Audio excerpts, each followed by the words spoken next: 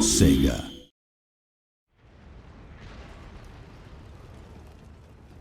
Hello, my name is Jack Lusted and I'm the lead unit designer on Total War Rome 2. And today I'm going to give you more insight into the game and some of the hot topics from the forums.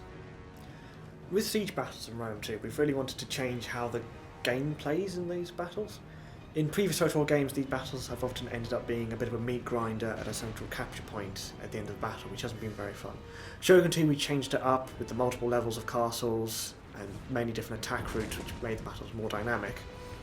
But that was facilitated by the design of Japanese castles. With Rome 2 and the switch back to traditional big walled European cities, we had to take a different approach.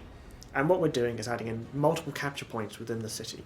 In order to win a siege battle now, you have to take and hold most of these capture points, which means that as a defender, you have both the walls to defend, but you can't just sit at one capture point and try and win the battle. You have to be active in defence, trying to repel the attackers and win the battle yourself. A topic that's come up in the forums and often gets talked about is the speed of combat. We're going to be slowing down the battle slightly from Shogun 2. How much we can't say yet because it's all about the fine balancing as we go past alpha and beta.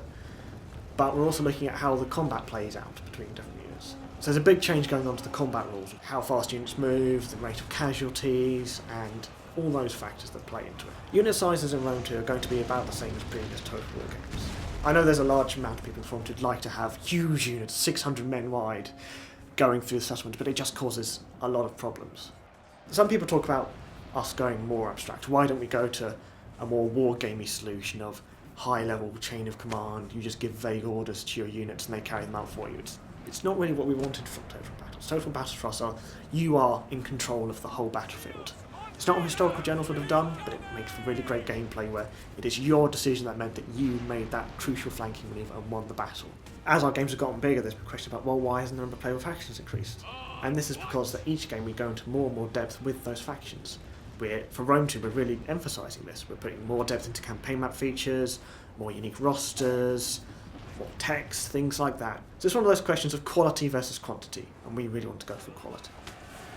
So people have raised concerns based on the unit rosters in Shogun 2 that in Rome 2 the factions will be very generic and similar. I mean, Shogun 2 was the way it was because it was all about the Japanese Civil War and the Saga of Jedi. The factions were essentially the same, so there wasn't much possibility for variety. With Rome 2 we're covering a vast area with very diverse cultures and looks, and we are representing that in the game. We have the most units in any Total War game to date, and they'll also be the most visually diverse units as well. So Celtic units will look different to Germanic, will look different to Iberian, will look different to Roman.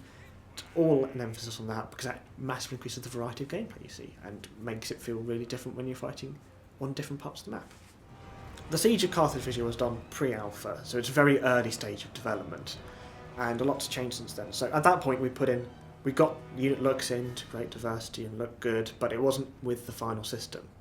As we release more art for Rome 2, you will see this difference between what we showed in Carthage and what the units will look like in the final game. Siege battle maps are getting a big change from Shogun 2. Like Shogun 2, they were all castles, quite small, and there was a limited set of them because they all had to be handmade. With Rome 2, as you saw with the Siege of Carthage battle, the maps are much bigger, there's a lot more going in on them, and we're going to get a lot bigger diversity of settlements as well. We want to make sure you're not fighting the same battle map again and again and again, so we're really putting emphasis on getting in a large variety of settlements which will each play differently. Historically in Total War games there's always been more siege battles than land battles, and that's something we've been working hard to change. In Shogun 2 it was around half and half, but still not quite where we wanted it to go. And with Rome 2 there's a big change coming to the campaign map, breaking it up into provinces and regions. Won't go into too much detail about the mechanics yet, but one of the emphasis behind this is making there be less siege battles, but making those siege battles more epic and more meaningful, because they happen less often. There's also going to be a much greater variety of battle terrain in Rome 2. We're covering a much greater geographical area, so you're going to see range from deserts to high mountains to British countryside. And we're really working hard to make those battle maps all look really nice and relate to how the campaign map looks.